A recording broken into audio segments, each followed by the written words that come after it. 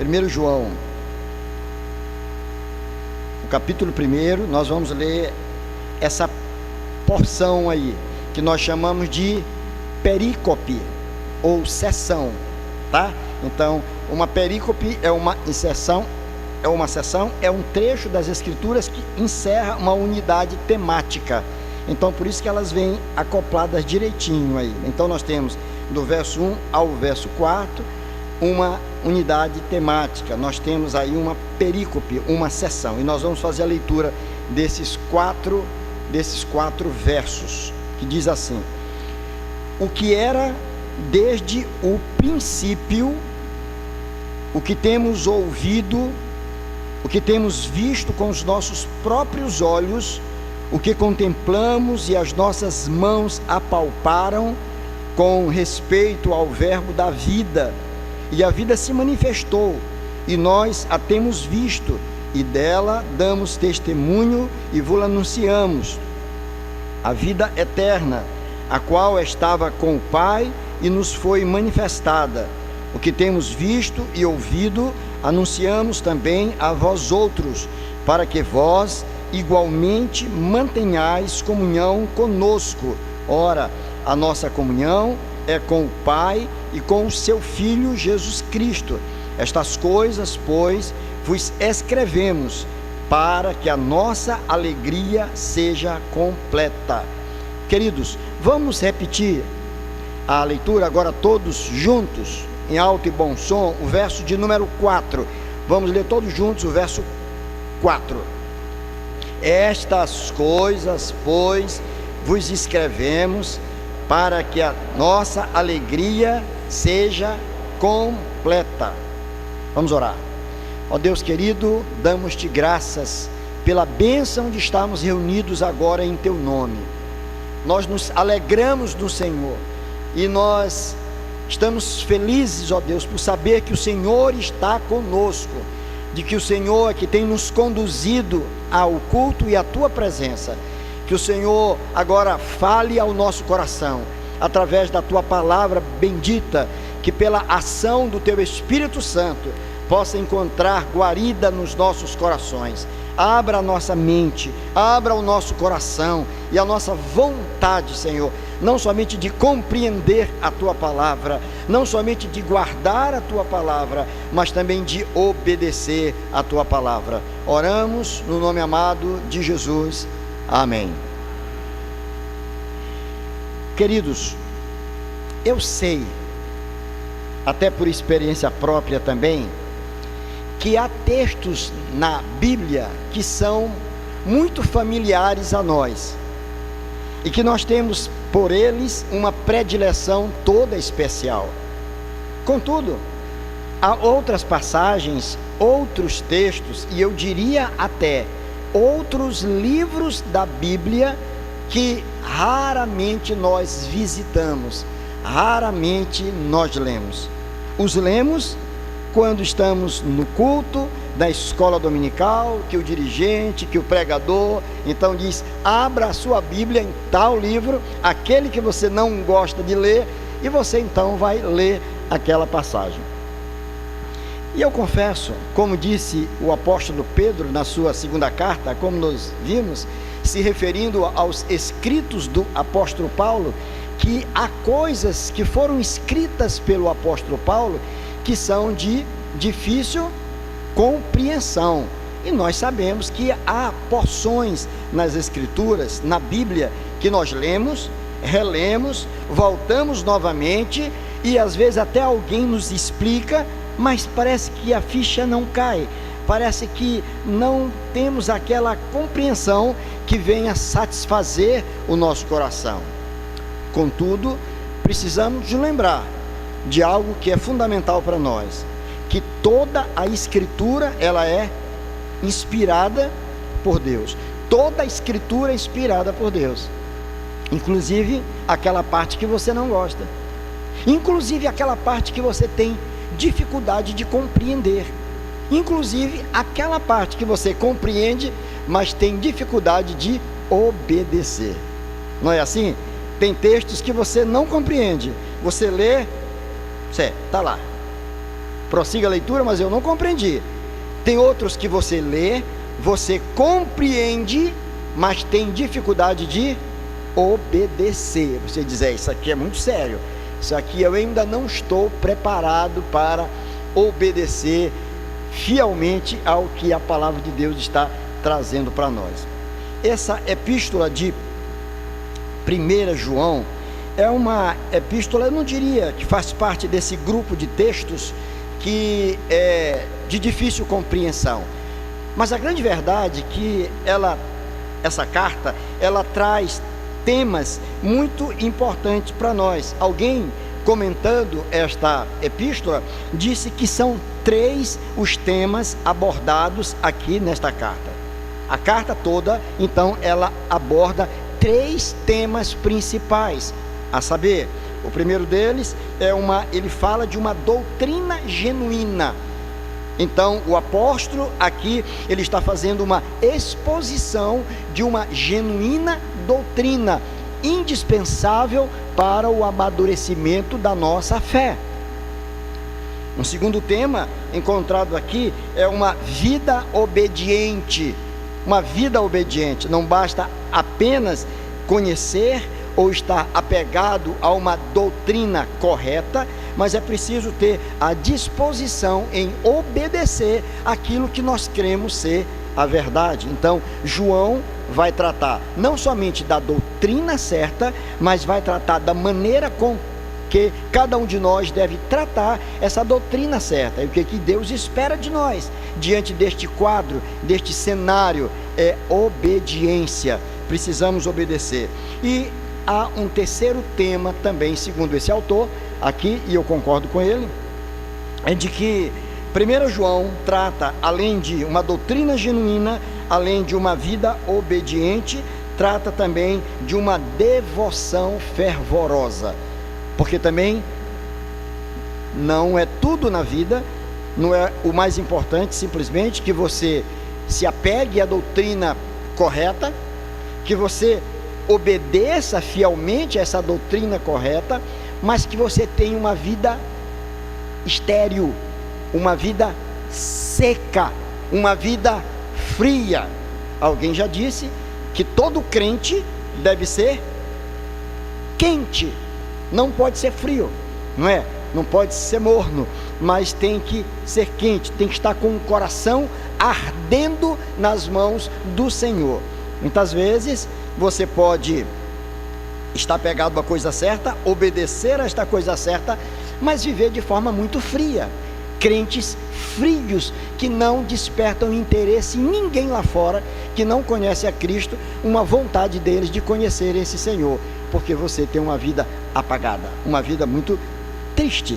É como, por exemplo, um casal onde os cônjuges, eles verdadeiramente, eles sabem o que é ser marido e mulher, eles cumprem fielmente os seus papéis dentro de casa como marido e mulher, mas o fogo da paixão já não existe mais. Já não existe mais. O marido entra e sai de casa, e para a mulher aquilo é uma rotina tão normal que ela já não se alegra com a sua chegada, ela já não se despede dele com aquela expectativa da sua volta. E o marido, por sua vez, sai de casa para o trabalho, mas não tem aquele desejo forte no seu coração de terminar o seu expediente, não para encontrar os seus amigos num barzinho qualquer, não para assistir uma partida de futebol com aqueles que torcem pelo mesmo time, mas para voltar imediatamente para casa, para rever e abraçar a sua amada. Então o importante é viver a vida cristã com paixão, com amor, com fervor, é uma devoção fervorosa. Então este livro como um todo, ele trata desses 3 assuntos. O que nós vamos fazer aqui, a partir de hoje, irmãos, é aquilo que já temos feito e já fizemos com outros livros da Bíblia. Recentemente, nós fizemos uma exposição de 2 Pedro.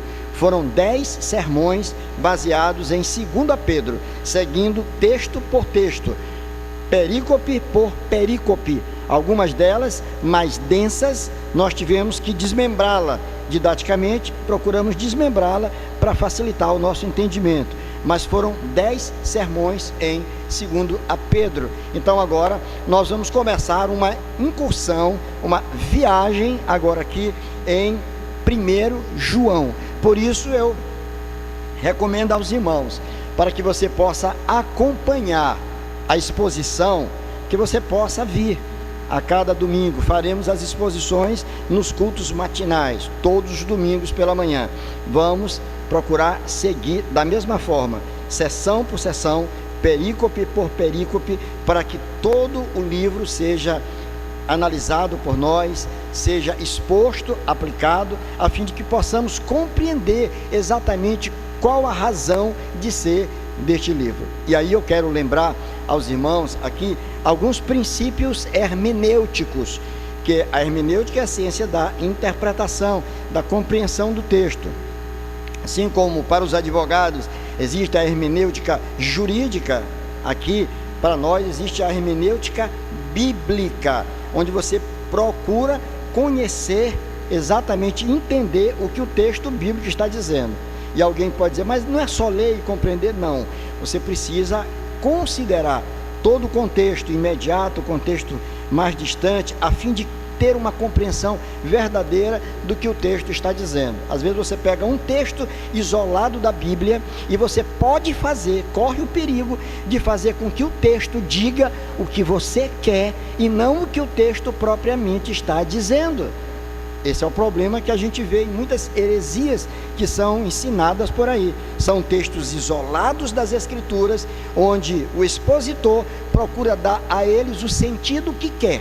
Aí faz muitos malabarismos hermenêuticos para que aquela sua palavra possa se adequar perfeitamente àquele texto que ele está lendo.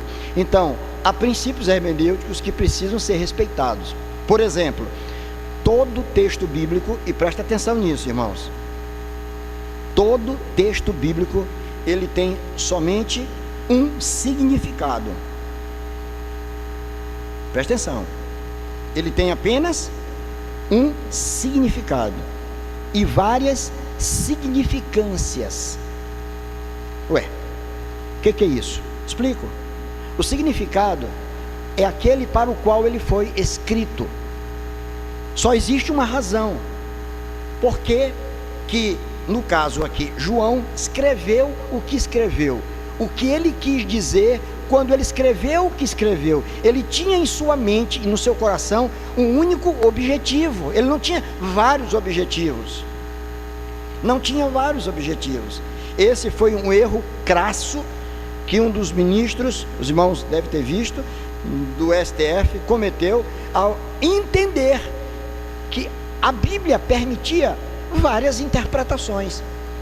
Quer dizer, cada um poderia ter um entendimento diferente. Afinal de contas, o texto bíblico foi escrito há muitos anos, há séculos atrás, em épocas diferentes, em culturas diferentes, em idiomas diferentes, latim, hebraico, aramaico. Então é muito complicado. Então cada um, ao ler o texto, vai ter uma compreensão. Isso é tolice, é um crasso erro que se comete com as Escrituras. Todo texto ele tem apenas um único significado.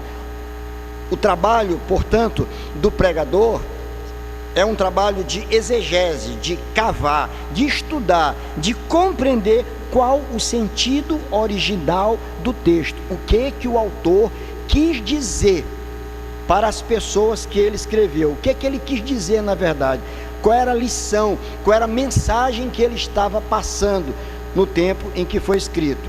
Esse é o sentido do texto. E as significâncias, quais são? São as aplicações que nós damos ao mesmo texto. Embora ele tendo um único sentido somente, é aquele para o qual ele foi escrito, mas ele, ao mesmo tempo, ele fala ao nosso coração, muitas vezes de formas diferentes. Aí você diz, opa, mas não há uma contradição aí? Não. O texto não muda. Quem muda somos nós. Nós é que mudamos. Então, aquele texto que você leu várias vezes, de repente você lê aquele texto e ele traz para você uma aplicação diferenciada. a lição é a mesma, mas a aplicação que você faz à sua vida naquele momento, ele pode ser diferente e não contraria o sentido original da mensagem. Aí porque a gente, quando lê a Bíblia, muitas vezes você bota a mão na cabeça e diz: mas isso estava aí? Não, mas eu já li tantas vezes esse texto, mas ele estava aí, o Senhor é o meu pastor e nada me faltará. Eu já li isso muitas vezes, mas como é que ele agora veio de uma forma violenta ao meu coração? É porque você está vivendo um momento em que aquela palavra chegou numa hora oportuna ao seu coração, o sentido dele é o mesmo, você é que mudou. E aí você não pode deixar de concordar com o filósofo grego Heráclito, não é? Que é considerado o pai da dialética, quem começou essa questão da dialética, quando diz que ninguém toma banho 2 vezes no mesmo rio. Por quê? Porque o rio, as águas do rio estão em constante mudança, mudando completamente. Você deu um mergulho, saiu, quando volta, aquela água que você mergulhou já foi embora, agora é outra. E o ser humano, ele está em constante mudança também. Nós estamos em constante mudança, né? A palavra de Deus não muda. Agora, essas palavras iniciais, irmãos, elas são necessárias porque nós vamos fazer uma incursão nessa epístola, não é? E é preciso que estas coisas sejam ditas para que lá na frente, quando estivermos fazendo exposição dos textos que virão pela frente, você possa então fazer o link e compreender exatamente aquilo que vai ser dito. Uma das coisas que se pergunta aqui a um texto, no caso, esta primeira carta, aqui está dizendo, primeira epístola de João. Não é o que está na sua Bíblia? Está assim na sua Bíblia? Na minha está assim. Agora eu pergunto para você, aonde que isso está no texto? Isso foi acrescentado, isso não foi escrito pelo autor bíblico. Não foi colocado assim, primeira epístola de João. O texto já aparece o que era desde o princípio, nem essa palavra prólogo, verbo da vida e a comunhão com Deus, isso não faz parte do texto original propriamente dito. O que tem depois aqui, sim, tudo que tem depois, sim. A pergunta é então, olha aí, ó, esse é o trabalho exegético, se aprofundar no texto para entender o texto, aplicando as leis da hermenêutica, naturalmente. Quem disse que esse texto foi escrito por João? Se é uma carta, observe como as cartas elas aparecem. Paulo, quando escreve as suas cartas, ele se apresenta, ele diz quem é que está falando. Paulo, servo de Cristo por vontade de Deus, e por aí vai. Tem o escritor e tem o destinatário, ele diz para quem está mandando. Se você observar as outras cartas também de João, a segunda carta, por exemplo, diz o presbítero, a senhora eleita, isto é, o ancião, ele já era um homem ancião, o ancião, então já está dizendo quem está escrevendo. O trabalho agora é descobrir que presbítero é esse, que ancião é este. Mas na primeira carta não tem nada, ele já começa de uma forma diferenciada. Como é que nós vamos saber que esta carta foi escrita por João? Como é que os estudiosos, os comentaristas chegam a afirmar que esta carta foi escrita por João? Por 2 tipos de evidências. 2 tipos de evidências. Uma evidência interna e outra evidência externa. 2 evidências distintas. Analisando as evidências internas, procura-se ver a semelhança que há com a forma de escrever e o conteúdo que está sendo trabalhado com outros livros da Bíblia. Então, quando você pega o começo desta carta, que começa dizendo o que era desde o princípio, o que temos ouvido, o que temos visto, como os nossos próprios olhos, o que contemplamos e as nossas mãos apalparam com respeito ao verbo da vida. Você pega isso aí, agora pega a sua Bíblia e você vai lá para o Evangelho de João. Evangelho de João.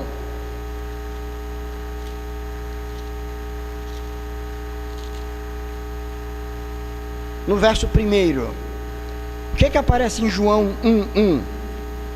Vamos ler juntos? No princípio.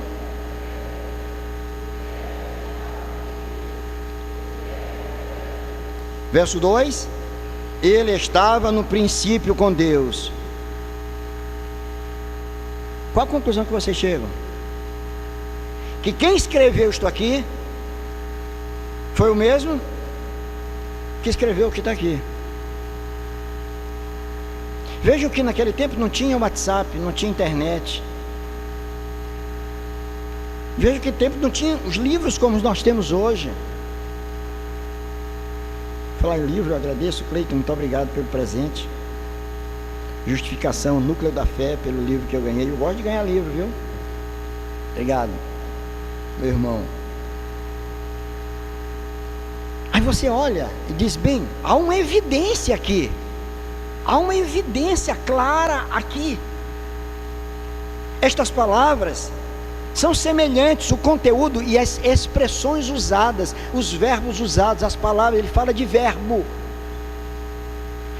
Então você chega a uma conclusão de que quem escreveu a primeira epístola de João foi o mesmo que escreveu o Evangelho de João. Existem outras semelhanças, que não é interessante que eu as apresente aqui, no que diz respeito às evidências internas, outras semelhanças com o vocabulário, com as palavras usadas e a maneira de começar o livro. Mas você vai para evidências externas. O que é uma evidência externa? É aquelas que não partem do texto bíblico, são aquelas que vêm de fora. E aí você tem um homem chamado Policarpo, do século I. Policarpo foi um discípulo de João, conviveu com João. E nos escritos de Policarpo, ele faz menção a esta carta, como sendo de João. No IV século, um dos pais da igreja, chamado Eusébio, fez a mesma coisa. E tantos outros também, pais da igreja, fizeram menção desta carta, como sendo de autoria do apóstolo João. Então, não há nenhuma dificuldade, há um consenso com relação aos estudiosos de que esta carta, embora o nome do seu escritor não apareça aqui de forma clara, transparente, mas que este livro foi escrito por João. A pergunta é: que João é esse? Não é? Tem o João Marcos, tem o João Evangelista, que batizou Jesus. Esse é o João apóstolo.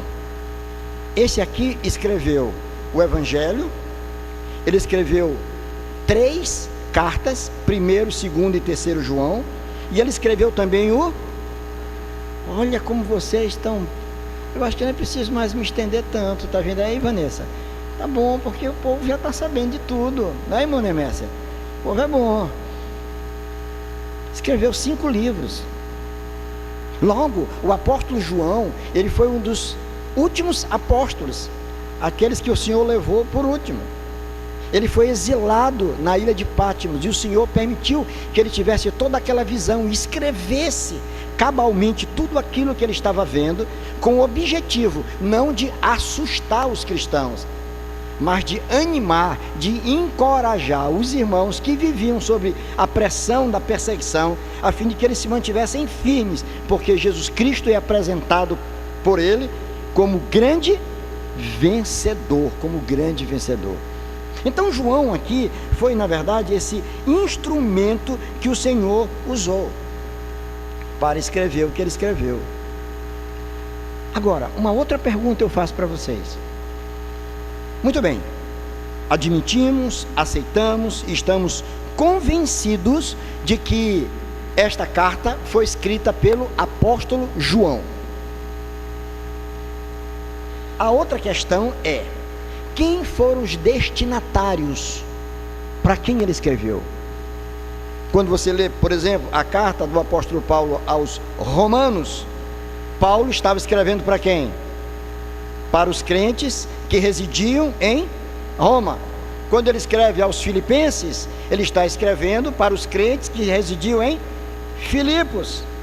Quando ele escreve aos Colossenses, ele estava escrevendo não a todos os habitantes de Colossos, mas a igreja cristã que estava situada na cidade de Colossos. A pergunta é: a que igreja se destinou esta carta? Aí você lê a carta toda e diz, chegou a uma conclusão. Não, ele não escreveu a nenhuma igreja específica, mas ele escreveu claramente para pessoas específicas. João não escreveu para qualquer pessoa.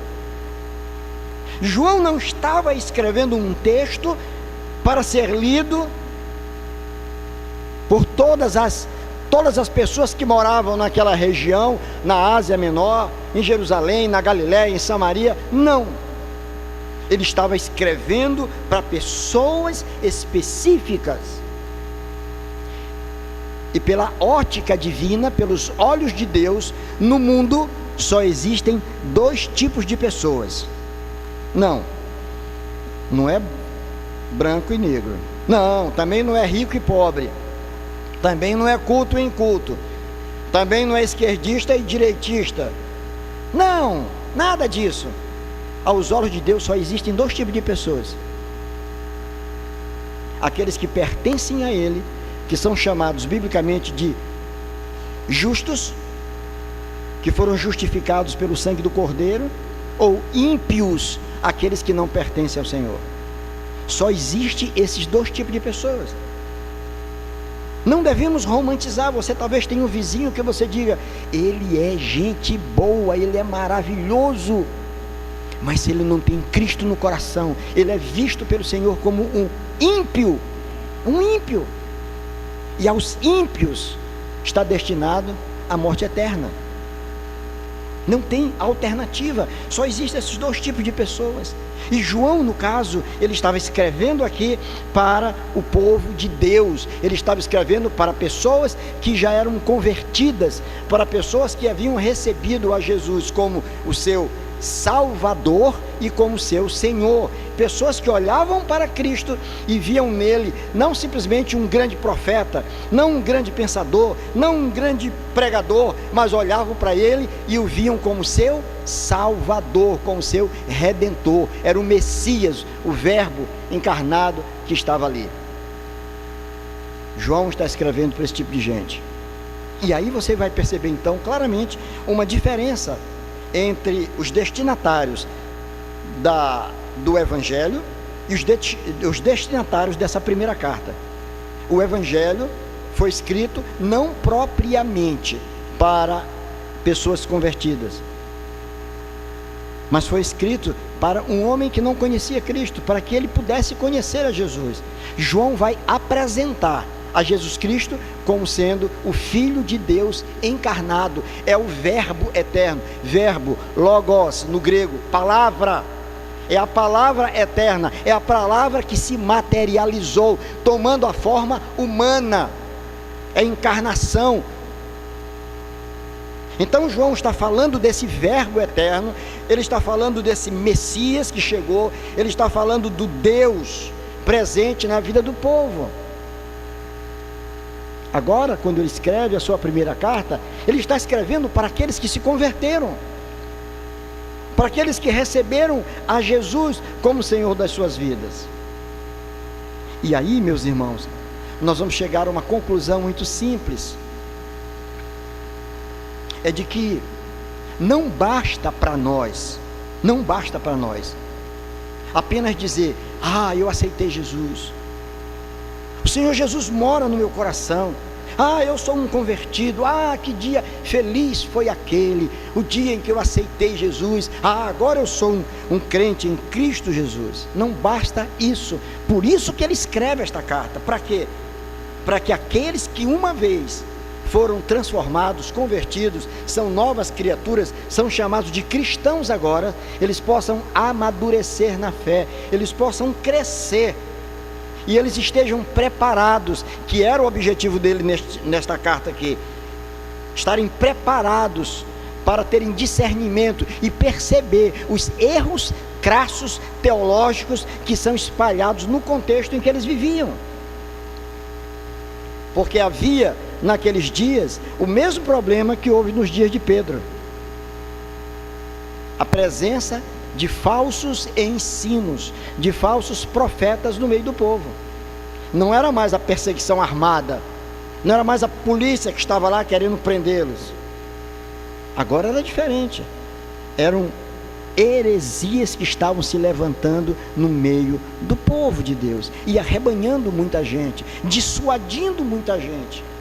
Quando Paulo escreve aos Gálatas, ele escreve para aquela região toda da Galácia, as várias igrejas espalhadas. Paulo escreve dizendo: olha, muito me admiro de vocês. Vocês que começaram no genuíno evangelho, agora vocês estão passando para um outro evangelho. Que história é essa? O que está acontecendo com vocês? Vocês perderam a noção das coisas, esqueceram tudo que foi ensinado. Então, eu diria, sendo fiel aqui ao contexto, havia naquela época uma necessidade de que aqueles homens e mulheres que foram convertidos, eles precisavam ser instruídos e orientados, porque havia um perigo iminente. Eles estavam sendo ameaçados. Muitos cristãos que começaram bem, já não iam muito bem. E esse é um tipo de mensagem extremamente atual. Por isso, escolhi este livro para nós caminharmos nele, porque eu entendo, irmãos, de que os temas abordados por João aqui dizem respeito não somente ao contexto sociocultural, religioso, político em que ele vivia, como ao nosso contexto também. Nós precisamos perceber o que está acontecendo ao nosso redor.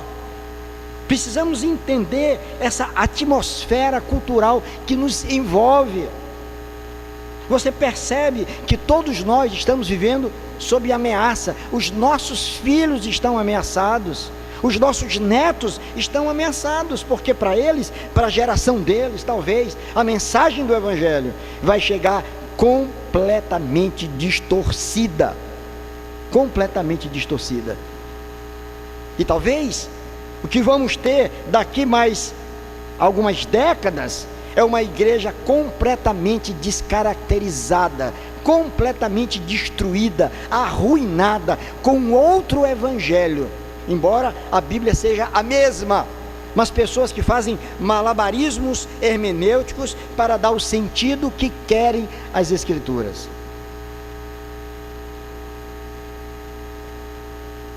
E eu me lembro ainda, há pelo menos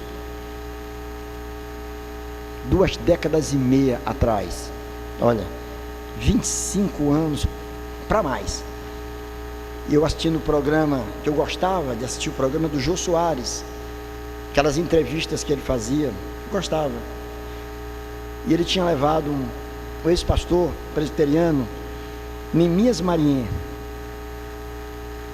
e Neemias Marier estava defendendo a tese de que Davi e Jonatas tinham um caso amoroso, e ele estava lá, e ele era muito bom de Bíblia, ele conhecia muito a Bíblia, era um homem de uma cultura invejável, e ele argumentou, e o Jô Soares disse assim para ele: mas pastor, isso tem na Bíblia? Aí ele disse: tem, Jô, você pode me mostrar? Aí eles se levantaram, ficaram atrás daquele balcãozinho que o Jô tinha, com aquela canequinha dele. Ele abriu a Bíblia, leu o texto lá, que o amor que eles tinham por outro era superior ao amor de mulheres. Aí o Jô ficou olhando e disse: deixa eu ver aqui, pastor.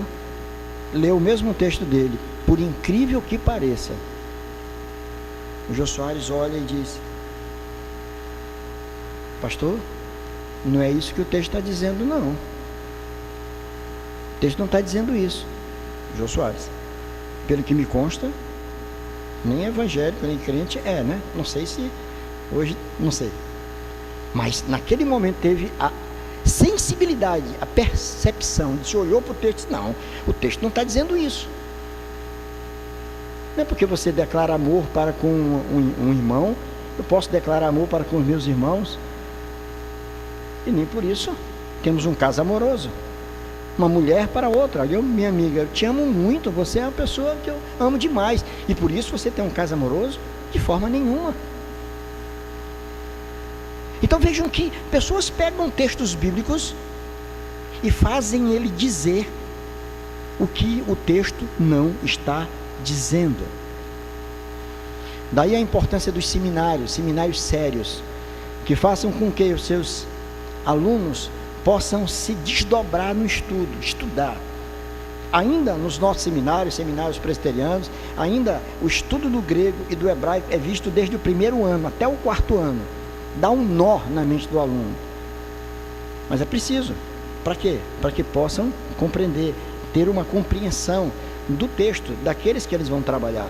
Porque o objetivo é que tenhamos nos púlpitos homens devidamente preparados para ensinar a verdade, para explorar o texto conforme aquilo que ele foi escrito e para o sentido que ele foi escrito.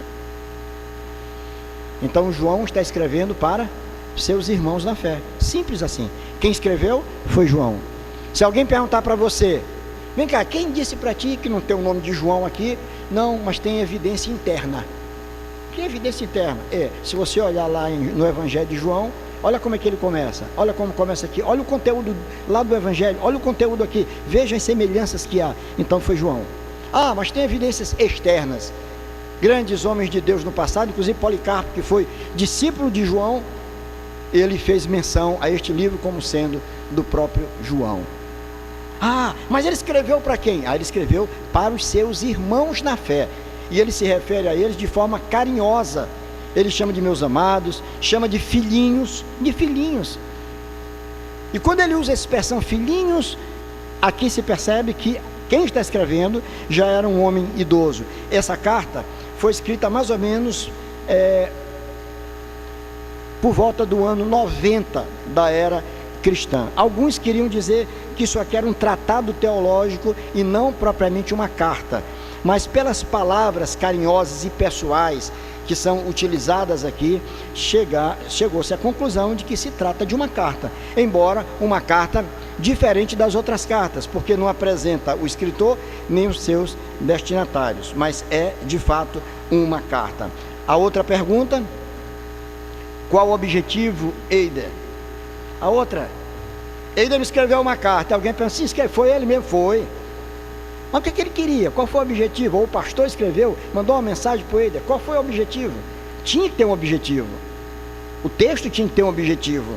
E o objetivo dele está lá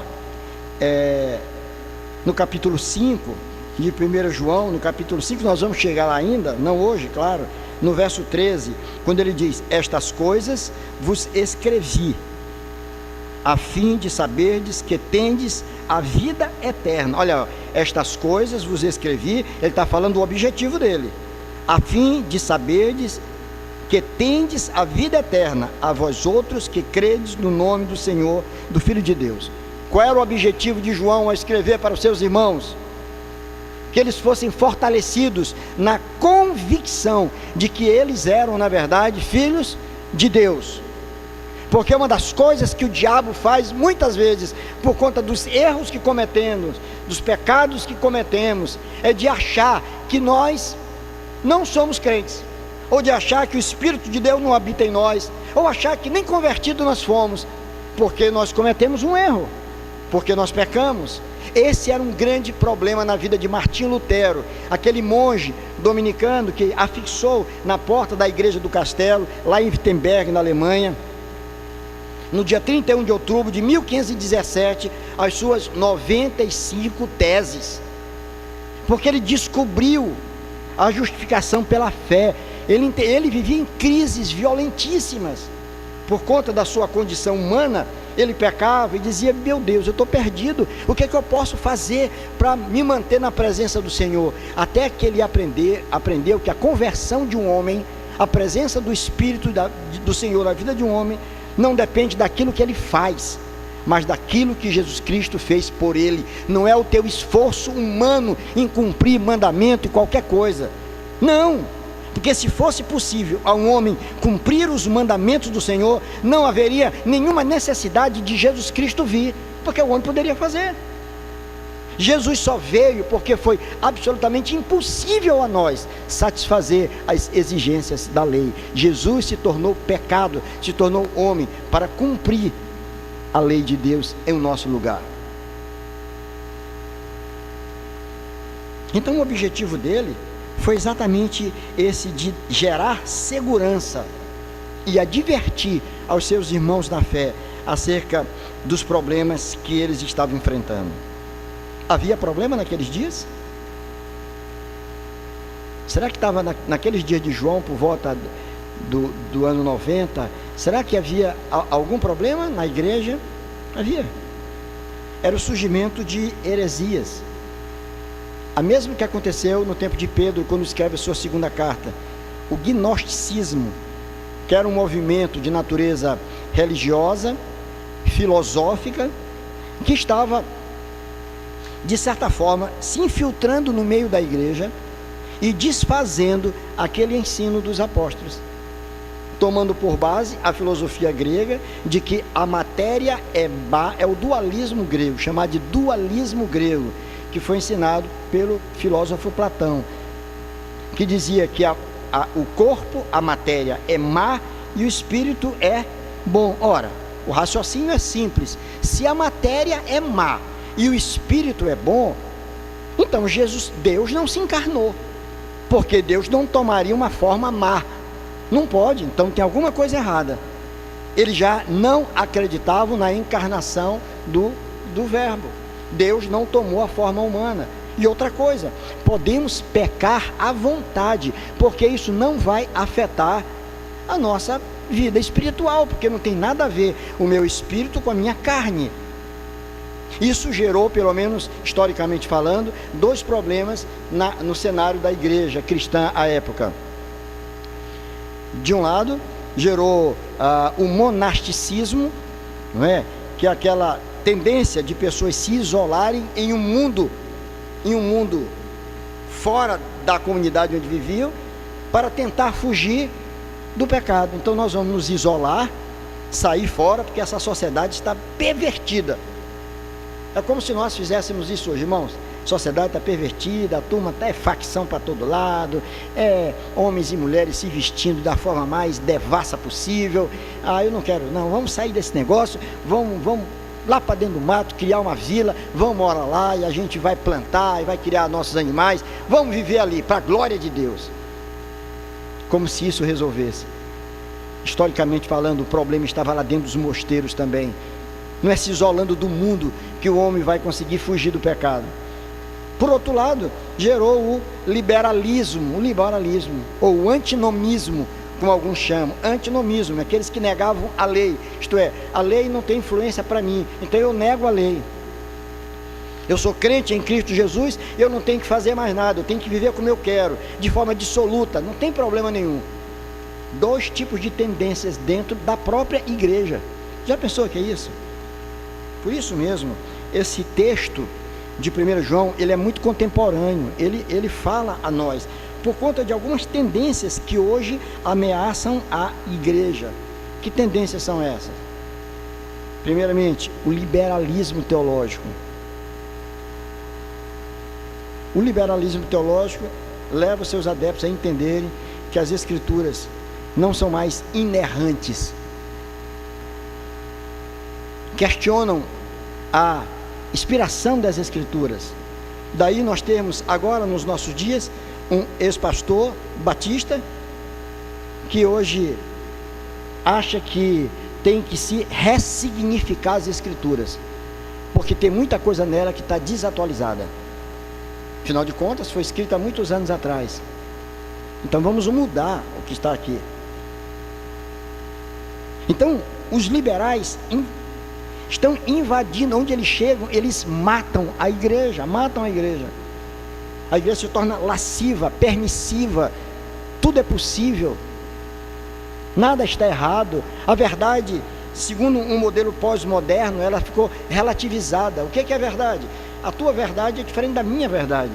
Esse é o tipo de pensamento que graçou, que tomou conta das universidades. E quem trabalha no universo, nos campos universitários, é o professor Emílio, que já está há várias décadas ali, eu não vou dizer quantas para não comprometer a idade do meu irmão, mas há muito tempo ali, hoje não só como professor, chefe de departamento, que conhece muito bem a realidade acadêmica e sabe que o que estamos falando é isso mesmo, né? que é verdade?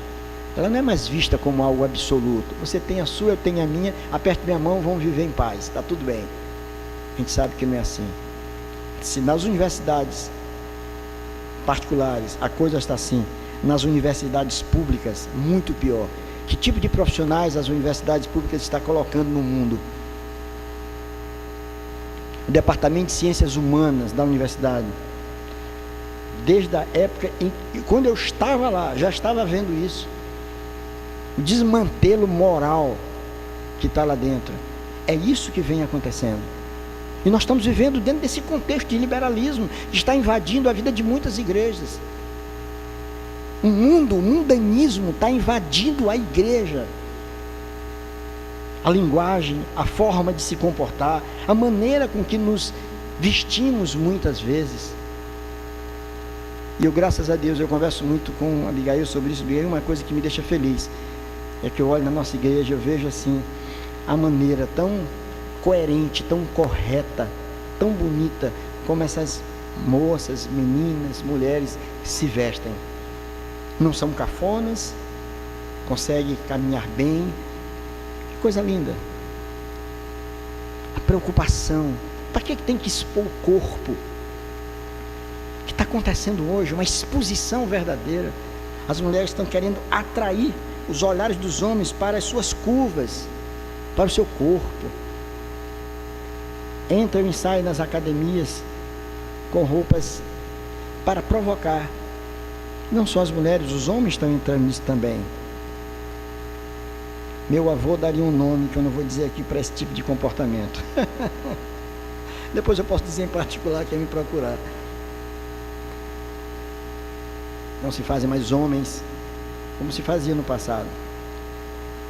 Estamos vivendo épocas difíceis. O liberalismo, o misticismo invadindo as igrejas. Ainda hoje eu conversava com a minha cunhada e com a Abigail acerca de uma pessoa muito querida nossa, uma cunhada também, que enveredou por esse mundo místico. E você conversa com ela e diz: não, Deus me revelou, Deus me disse que tem que ser assim, que você fez isso, que você vai fazer aquilo. Não, Deus já me disse, Deus me disse, Deus me disse. E a Bíblia onde está? Isso já acontecia no tempo de João.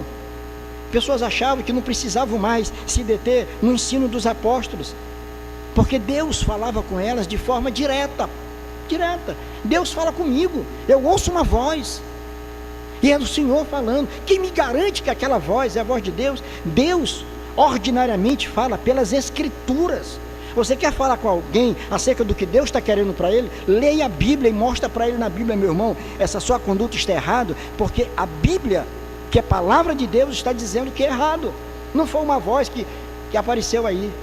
Esse misticismo tem invadido esse tecido religioso nosso, no Brasil especialmente. E quantas pessoas não estão vivendo essa realidade? Então, de um lado nós temos o liberalismo, do outro nós temos o misticismo, e do outro nós temos o pragmatismo. Vejam, irmãos, eu estou fazendo toda uma abordagem anterior à exploração dos textos. Entendo o que didaticamente nós estamos fazendo aqui. A caminhada nossa, ela não termina aqui, nós estamos começando. Eu estou apresentando a vocês essas informações para que os irmãos possam estar já com uma base, a fim de que quando a gente começar a pegar texto e explorar os textos, os irmãos vão estar lembrando disso. E são informações fundamentais para a compreensão de tudo aquilo que está no texto. Estamos vivendo uma época pragmática. No pragmatismo, o que vale não é o que é certo, mas é o que dá certo. Deu certo? Deu certo. Então pronto. Então vamos fazer isso. É isso que nós vamos fazer. Então nós estamos vivendo pelas leis de mercado dentro da igreja. Pastores vivem numa pressão violenta para apresentar resultados. Os bons pastores, os bons ministros, os bons pregadores são aqueles que naturalmente conseguem atrair uma grande multidão de pessoas. Não interessa o que ele está pregando, mas a igreja está lotada, saindo gente pela janela. Muitas vezes acontece de forma legítima. A palavra que está sendo pregada é verdadeira. Mas muitas vezes nós estamos negociando a verdade, simplesmente para atrair pessoas. Aí pastores já não falam mais de pecado, já não falam mais de inferno, já não falam mais sobre o juízo de Deus. Por que não falam? Porque essas coisas não atraem ninguém. Pelo contrário, espanta pessoas. Então os coaches da vida têm se levantado nesses dias. Os coaches estão se levantando. Pregadores que apresentam a teologia da prosperidade como caminho para o crescimento e a saúde espiritual das pessoas, estão mentindo ao povo, porque estão prometendo o que Deus nunca prometeu. E é interessante porque essas coisas todas vêm acontecendo, irmãos, e nós não estamos percebendo. Nós ficamos presos ao nosso mundo. Você fica preso ao seu mundo, a tua realidade de trabalho, de família e até de atividades eclesiásticas, e você não percebe o mundo que está ao teu redor, o que está acontecendo com esse mundo. Para onde o mundo está caminhando? Para um grande abismo, irmãos, para um grande abismo. Essa é a grande verdade. A Bíblia fala que a porta é estreita e que o caminho é apertado e que são poucos os que percorrem por ela. Larga é a porta e apertado é o caminho que conduz à salvação, e são muitos, são poucos que caminham por ela, pelo caminho apertado. Pela porta larga é a porta que está aí. Final de semana, sexta-feira, sábado, você anda por aí, de madrugada você pode sair no seu carro, você vai ver focos de festas lá próximo onde eu moro. Para chegar lá, meu Deus, é uma zona meio rural ali onde eu moro, no Miritila. Você passa ali, tem uns, a gente chama de inferninho, um som altíssimo e a galera lá dentro. Aí você vê pelo tipo das pessoas, como elas saem lá de dentro, as meninas como saem vestidas, os rapazes. Aí você diz, o que acontece ali dentro? É uma panela de pressão. Olha o tipo de música que está rodando lá. Bebida à vontade, droga. É um mundo que a gente vive. Esse é um mundo que está sendo desenhado para os nossos filhos, para os nossos netos. Olha o que aconteceu recentemente com a operação policial no Rio de Janeiro. E eu ouvi, vocês devem ter ouvido depoimento de mães, depoimento de uma irmã, depoimento de um próprio presidiário, que foi agarrado, foi colocado. Palavra dele excelente, dizendo: olha, mães, vocês que estão chorando porque perderam seus filhos por causa do confronto com a polícia, lembrem que esses mesmos filhos já fizeram muitas mães chorar, esses meninos. Aqui do Maranhão saiu um para lá chamado, olha o apelidozinho do rapaz, Mata Rindo. Mata Rindo. Você ouviu? Hein? São os inocentes, vítimas da sociedade. Assim que muita gente acredita. Coisa mais ridícula que existe. Fizeram escolhas. Pessoas que tinham outras oportunidades. Para vir para cá, eu encontro com pessoas vendendo bala no caminho. Perto da minha casa, uma senhora com uma criança no braço, todo domingo, vendendo pano de prato, com um filhozinho, lindo menino, com pano de prato, bate no vidro, oferecendo pano de prato, para sustentar a família. Mas outros preferem o caminho da criminalidade. E aí vem pessoas querendo dizer para nós, não, tudo errado, que operação, isso foi totalmente errado. São vítimas. Vítimas de quê? Vítimas foram os operadores da segurança pública, Camila. A mulher que ficou viúva, com 2 filhinhos, e outros que estão expondo as suas vidas para combater a criminalidade. Estamos vivendo uma época de inversão, está sendo invertidas as coisas. O certo é o errado é o certo. Ah, pastor, o senhor está fazendo apologia à violência? Nunca, meu irmão, jamais. Mas eu preciso ser honesto. As coisas que estão acontecendo são consequências de opções que os homens estão fazendo na vida. O homem escolhe viver sem Deus. O homem escolhe entrar pelo caminho da vida fácil. O homem escolhe viver pelo caminho da lascividade e vai sofrer as consequências, amargas consequências. O que eu e você pudermos fazer para proteger os nossos filhos, devemos fazer, porque eles são vulneráveis. Esses sim estão à mercê daquilo que eles estão vendo, do clima, da atmosfera que ele vive dentro do lar. Uma criança que está acostumado com a cena de um pai que chega embriagado, ele vai ser o que na vida? Quais são as lições que ele está aprendendo? De um homem que espanca a esposa, de uma mulher que desrespeita o marido, o que ele vai ser? O que se espera disso? A menos que Deus mude o curso da história, ele está sendo treinado para ser um homem que vive o oposto daquilo que ele espera, que Deus espera. Os irmãos estão entendendo? Estão compreendendo? E hoje é tão complicado falar essas coisas, irmãos, eu digo para vocês, porque às vezes pessoas de uma linha política um pouco diferente, às vezes são treinados e para se manter coerentes com a sua posição, tem medo de se manifestar, ou então até, não é bem assim, não é bem assim, não é pior, que é o mundo que a gente está vivendo. É um mundo. Esse texto aqui foi escrito para pessoas que estavam enfrentando uma dura realidade.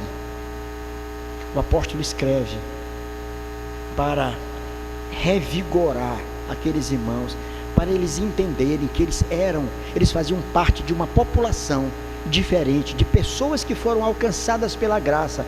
Eles estavam no mundo, mas não pertenciam ao mundo. João capítulo 17, sermão, a oração sacerdotal de Jesus. Pai, eu peço que não os tires do mundo, mas que os livre do mal. Os livre do mal. Eles não são do mundo. Estão no mundo, mas não são. Nós estamos no mundo, irmãos, mas nós não pertencemos ao mundo. O nosso desafio é viver de forma agradável ao Senhor. Não permita que a sua casa se torne um ambiente, um local desfavorável para a honra do nome do Senhor. Mas viva intensamente o Evangelho de Cristo dentro da sua própria casa, com seus filhos, com seus netos. Ensine-os a andar no caminho do Senhor, sabendo que lá fora existem vozes, muitas vozes, que estão tentando tirá-los a todo custo dessa vida. Onde é que tu foi domingo? Fui para a igreja. Não tem nem condição de não ir, porque a mamãe, papai é terrível. Eu fui para outro lugar, eu fui para... Aí vai, as histórias. Os irmãos estão entendendo? Estão compreendendo? Então, meus irmãos, essa carta, ela foi escrita não somente para aquela audiência daquele ano ali, dos anos 90 mais ou menos, quando a carta foi escrita pelo apóstolo João, mas essa carta é para nós hoje, irmãos. Ela serve para nós hoje. Por isso eu quero convidar os irmãos para nos acompanhar nessa viagem que nós vamos fazer nessa carta, a fim de que Deus esteja falando aos nossos corações. Isso aqui foi tão somente uma introdução ao que nós temos para falar. E eu repeti com os irmãos aqui o verso de número 4, que diz: estas coisas, pois, vos escrevemos, para que a nossa alegria seja completa. Para que a nossa alegria seja completa. Que alegria é essa? Quais são os elementos constitutivos dessa alegria? De que alegria ele está falando? Será que existe uma verdadeira alegria e uma falsa alegria? Ou será que a alegria vale para tudo? Para nós que estamos aqui e para aqueles que estão lá fora? queremos falar sobre isso hoje à noite, no nosso culto vespertino. A exposição toda nós faremos pela manhã, mas como essa introdução precisava de que eu fizesse todo esse apanhado aqui antes de mergulharmos no texto propriamente dito, nós estaremos falando sobre esses 4 versos, falando sobre os elementos constitutivos dessa alegria que o apóstolo João fala aqui. Estas coisas, pois, vos escrevemos para que a nossa alegria seja completa. A nossa quem? A quem ele estava se referindo? Vamos ver isso hoje, às 18h30? Vamos nos acompanhar nessas exposições e pedir a Deus que nos dê graça, sabedoria, discernimento, para que possamos não somente compreender a palavra, mas viver a palavra segundo a vontade do Deus soberano. Amém? Quantos podem dizer amém? Amém. Isso, assim. Vamos fazer uma oração? Curva a sua cabeça. Senhor, nós te damos graças pela tua palavra e por tudo aquilo que ela nos ensina, Senhor. Somos teus servos, precisamos ser instruídos, ó Deus, porque a luta é grande, Senhor. Somos fracos, o nosso coração muitas vezes nos engana, Senhor. Os nossos sentimentos muitas vezes nos traem. Ó Deus, não permita, Pai Santo, que nenhum de nós venhamos a tropeçar. Não permita que nenhum de nós venhamos a enfraquecer ou trocar o verdadeiro evangelho de Cristo Jesus por qualquer outro tipo de mensagem que venha nos atrair, Senhor. Que estejamos cada vez mais firmados na tua palavra e que assim o Senhor esteja trabalhando nos nossos corações de tal maneira que possamos estar cada vez mais seguros, mais firmes, mais prontos para o teu serviço, ó Deus. Fica com cada um de nós, abençoa a tua igreja, abençoa cada um dos meus irmãos, Senhor. Se há porventura alguém aqui que está vivendo épocas difíceis, se está enfrentando lutas, com o seu próprio coração, luta contra o próprio pecado, Senhor. Se há pessoas aqui que precisam de uma renovação, de uma transformação, de um renovo nas suas vidas, eu oro em nome do Senhor Jesus, que tu coloques esses irmãos de pé, ó Deus, que tu os abençoes, que tu os instrua, que o Senhor faça com que a tua palavra possa reinar nos seus corações, a fim de que eles vivam alegremente para a honra e glória do teu nome. Oro agradecido no nome de Jesus. Amém, Senhor.